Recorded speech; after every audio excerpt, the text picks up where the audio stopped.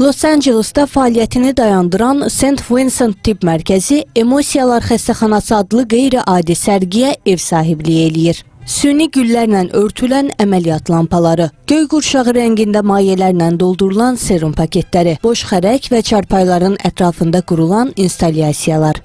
Sərgi xəstəxana mühitinin insanlarda yaratdığı qorxu, ümid, itki, sağalma və ayrılıq kimi duyğuları incəsənətin dili ilə təqdim edir. 4 mərtəbədə qurulan ekspozisiyada 70 rəssamın hazırladığı 80 instalyasiya nümayiş olunur.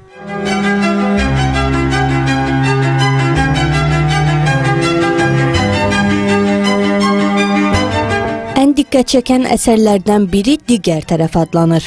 Rəssam Dong Puiling şəffaf insan fiqurları vasitəsilə ölümündən əvvəl xəstəxana otağında ruhlar gördüyünü danışan babasının xatirəsini canlandırıb.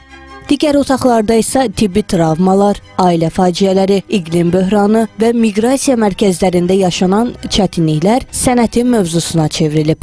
Məqsəd insanlara nə hiss etməli olduqlarını söyləmək yox, onlara öz emosiyalarını sərbəst yaşaya biləcəkləri bir məkan təqdim etməkdir. Qeyd eləyək ki, 1856-cı ildə kasıb insanlara xidmət göstərmək üçün yaradılan St. Vincent Tibb Mərkəzi 2020-ci ildə bağlansa da sərgi üçün açılıb.